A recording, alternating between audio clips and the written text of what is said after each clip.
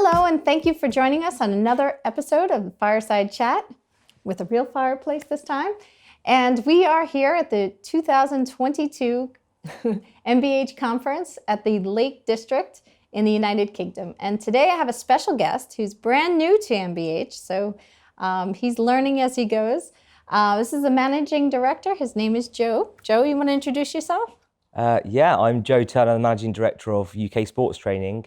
And I've been here 2 weeks. 2 weeks. 2 whole weeks. Yeah, so I don't think we have a lot of points of reference, but you can at least say what you think of MBH's conference this week, right? It's been great, actually. So for me, new, 2 weeks in, to come into a conference and meet a number of principals from a multitude of sectors, I think it's been great. So also multiple of countries, right? Sure, absolutely. So you've got perspectives from different sectors. So understanding how maybe the transportation sectors coped with COVID, for example, I think that's quite a topical subject at the moment. So understanding how each principal has dealt with the challenges they face both in their countries and in their sectors has been great. It's, from day 2, so understanding people's businesses is good. And I just think the support and the camaraderie that we have as a group, I think is quite powerful. Yeah, and someone who's just coming into the group, right, to be exposed to that type of culture. Could you describe a little bit about some of the activities that we did and things to help small business owners or managing directors such as yourself? Yeah, I think for us, today we spent a bit of time goal setting. So looking, what can we do as principals of our own organisations to work in collaboration for the bigger picture and the bigger goal. So I think that's great. So understanding and supporting others and the accountability that also creates with other businesses. And for me, it's just more about the networking as well. So sitting with people, understanding, Callum talking about MBH's bigger goals and where they want to be in the next 3 to 5 years, which is great.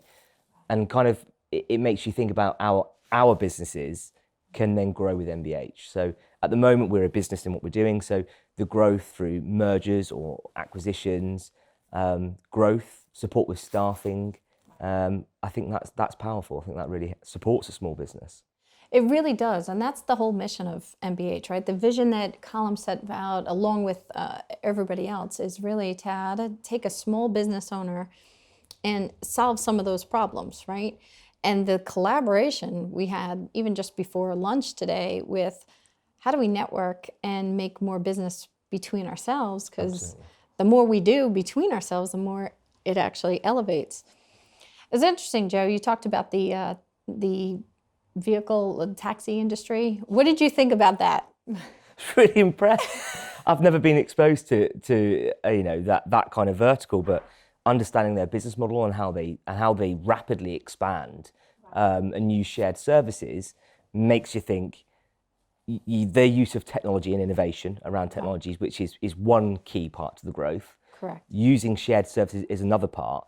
It makes you think, can that be replicated in a multitude of industries and sectors? I was really impressed. I might buy a taxi company. I was quite envious. Like, how did they do that so fast? So for those that don't know, they took one taxi cab, and it's funny because David Hunter came on from ADT. He came on with me the same week in 2020. And so now I think they said that they went from being, 300 in the country in taxi services. Now they're in the top 10. And by the end of the year, they'll be in the top 3. They've acquired so many cars. Yeah. And that's in a time where a global pandemic was in place. And it just shows the innovativeness of the principles, right? Sure, and I think it's support as well. So when you see another principal that's had that kind of success, right, it's easy to sit and have a coffee with them, understand their thought processes of growth, right, and look at similarities within your business and think, how could I replicate the successes they've had? And they've done extraordinarily well in the last 2 years. And I think in 2 years' time, if we can replicate that, who knows where we'll be. But I think with the network that we have and the principles we have, with the experience we have, I think for a small SME to be exposed to that kind of knowledge and experience is great. Because ordinarily you wouldn't have access to that. No, you wouldn't. And that's the whole point, is the education and the training and the collaboration that we get from, John and David is so willing, and Gary, to help implement that in other vehicles of the company, sectors of our businesses, you know, the construction field, the property field, and the education fields. And so that makes MBH extremely unique, you know. And you've only been exposed to it for such a short period of time, which I'm very grateful you did the fireside chat. But it even shows, you know, we joke around the average age of the business is 21 years, you know, but that doesn't mean all the principals are, you know, up there in age.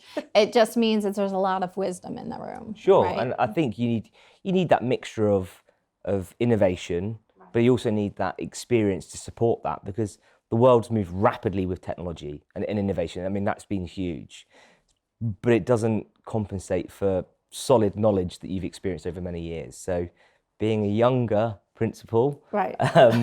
It's great because you can put on knowledge and experience. And I'm sure if I'm having issues with an organisation, as many will have in various kind of forms, someone would have experienced that previously, and they can support and guide you to the best decisions. Yeah, even like today, we were learning about staffing issues, right? Every business, small business Sure. is experiencing that, right? To learn about some innovative ways to have some staffing issues resolved. That was priceless, especially for you guys, because in the UK, you have more incentives, you know, and how to get skilled labor. Yeah. And so that was very powerful. Another thing I thought was pretty interesting, going back to the taxi service. I mean, that's in the age of also Uber.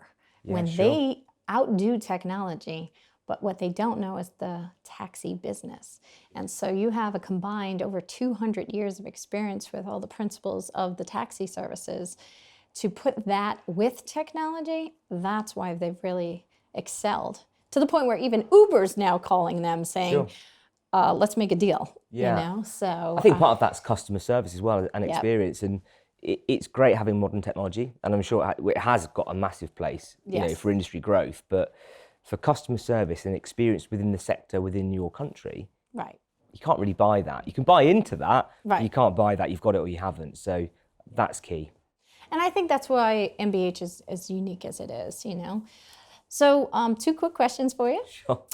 What advice would you give to somebody who's thinking about coming as a small business owner into MBH with the I know a limited exposure you had, but what could you say from your brief experience with it? I think it's a good choice. I think for me, if you want to take your business to the next level, Right.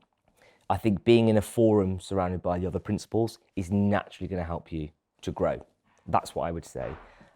If you're really enthusiastic about growth, mergers, acquisitions, and collaborative working with maybe people that are not in your sector, slightly different, it's integral. I think for me, that would be the key reason of joining, is the collaborative approach that they have and the support network that you have. Yeah, even during lunch, Diane and I were able to make a deal.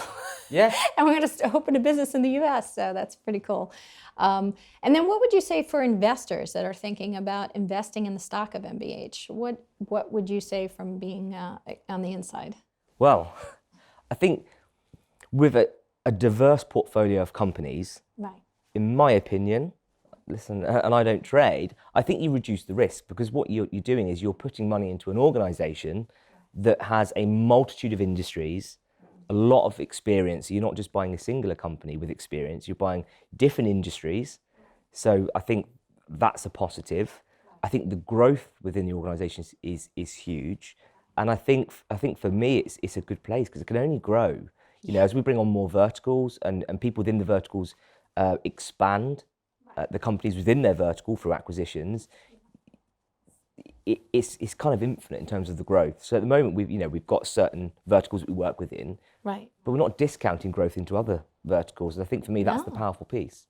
Yeah, we just had the food and beverage get added on. Absolutely. Mine is a new vehicle property, you know, so I'm looking forward to seeing those grow. But Absolutely. also, like you said, bringing on other sectors of whatever, hospitality business, whatever it may be that comes on. So, well, thank you so much, Joe, for joining us. I know it's only 2 weeks, but I'm looking forward to collaborating a little bit more with you over the very next much. year. I'm glad you could attend.